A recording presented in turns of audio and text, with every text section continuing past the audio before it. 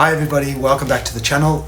Today we're going to be looking at the Smith dials, the 8-day clocks that ran on these AJS Model 2s and other brands such as the Matchless, and I'm sure there are others that I'm not aware of. Smith was an English-made clock which covered everything from Jags to Rolls-Royce. It did all the chronometers, speedometers, rev counters, all that sort of stuff in that era. So there's no exception that they ended up on these motorcycles as well. But anyway, I have two of those. I have the Jaeger, the Cricklewood version, which is the M1 or M1, I think, and then which is slightly bigger dial, and then the 2-inch, which is the one that actually fits in here perfectly, but it is a bit deep. I mean, I can get away with it for now until I can find the shallower M2, but they seem very difficult to find. So if anybody out there has one that's not working, please get in touch with me. Alright, curiosity.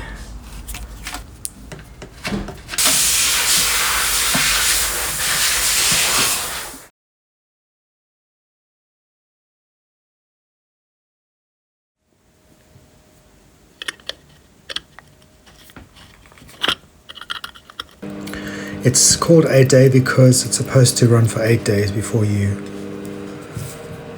wind it. Really quite excited to be working on this now. I'm lucky that I have a fair bit of horology experience, so this is right up my street. So I should be able to hopefully solve this problem. In fact, I can already tell you what I can see has happened, which is a very common thing apparently with these clocks.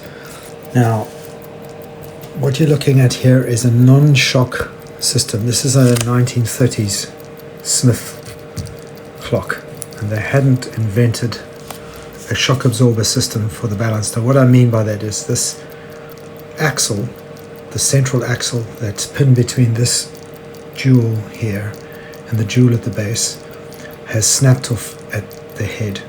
But we'll see. So I'll take you through the process of this watch as we digress from motorcycles into watches or clocks. So I'm really excited to see how this thing ticks, excuse the pun, and we'll get on with it.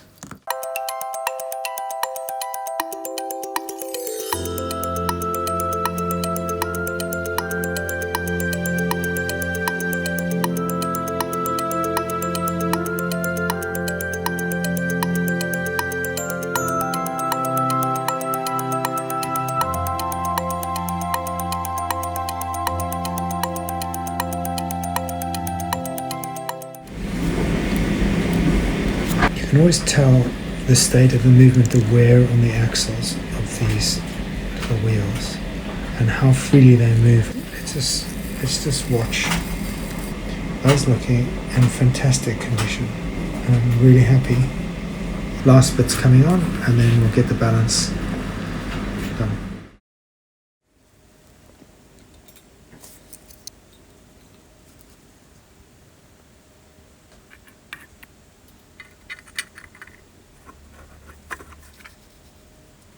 So there's no work done on this face at all. I haven't touched it. I think it's fine the way it is. It's going to have a few marks and things. Today I'm going to be looking at finishing off this 8-day clock, and hopefully we can get it to run. There's a lot to do. The balance staff is basically this part here, which had snapped off because in those days they never had a shock system. So we're just releasing the hairspring.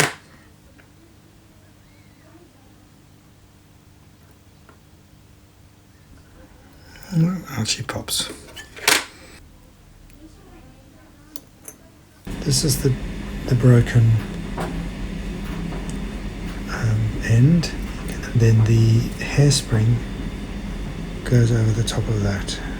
This tool basically, it will allow me to punch out the staff, which is basically riveted into the balance wheel itself. So I'll show you when that's back in.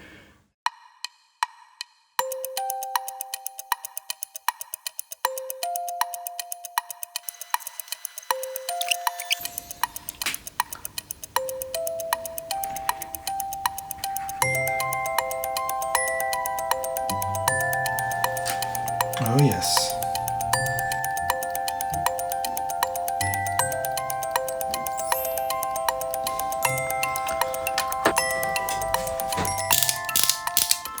And then we're going to do a timing check on this.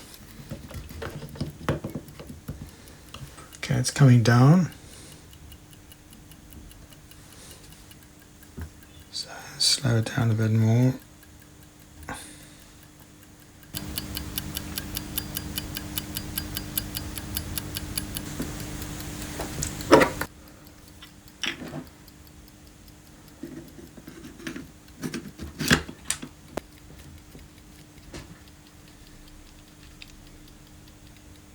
There she goes.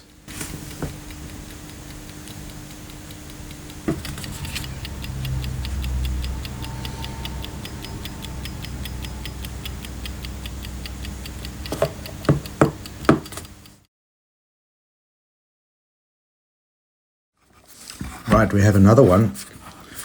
This time it's the Cricklewood Smith clock. Now, just so that we can be clear about the sizes that fit into motorcycles like the AJS and the Matchless, they need to be that size, right? That's roughly 2 inches across. If you find a Smith clock that you want to put into your motorcycle, specifically the AJS Matchless, I can't speak for the others, then you're looking for an M3. An M3 Smith's Cricklewood London clock has a much shallower depth. As you can see, this one is quite a lot deeper. But what the M3 does is it deals with the 2-inch cross diameter size, whereas this one is, I think, 2.5 perhaps. Since I bought this in error, I'm going to restore it anyway because I like fixing them. And maybe this one doesn't have a damaged staff.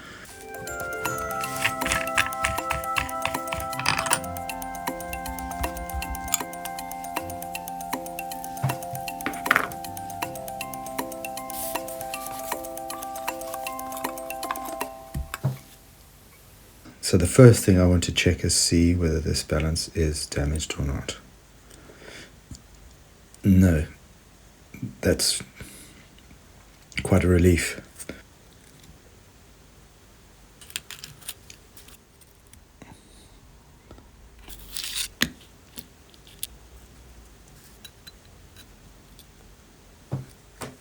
You can actually pick the mechanism up like that without damaging or overstretching the coil. So I'm going to rotate it over so it rests.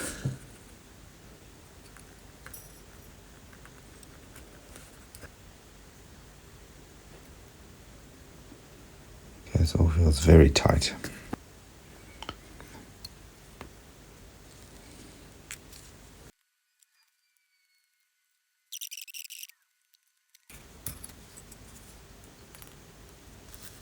So what I've done now is I've put the balance back on.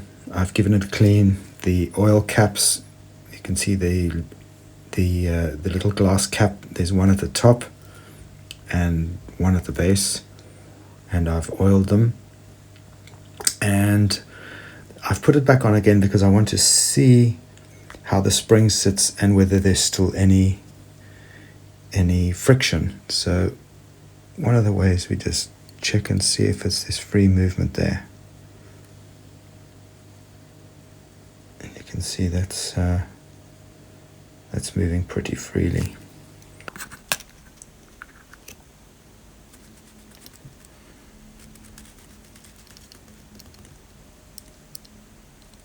Should just charge it up a bit more.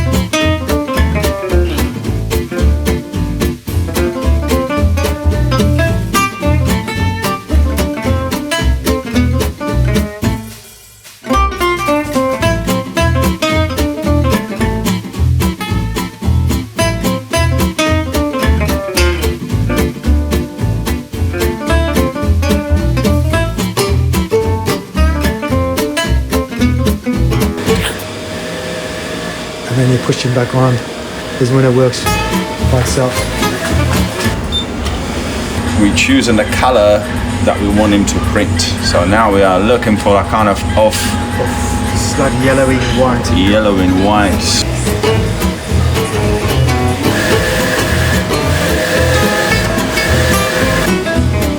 Brilliant. Let's see how that looks.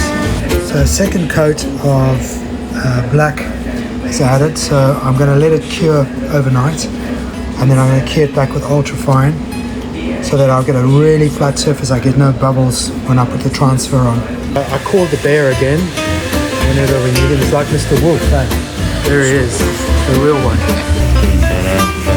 Still there. Still there. 4, 5, 6. It's very quick, isn't it? Yeah.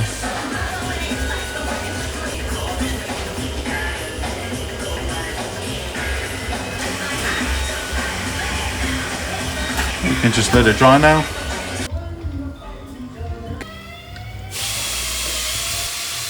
Yeah, baby. A bit of a spice, Moroccan spice. Is that the Dijon? That's a Dijon mustard. Yeah. Yeah, Dijon mustard. A bit of an oregano. And yeah. Tacking, yeah, just taking any final dust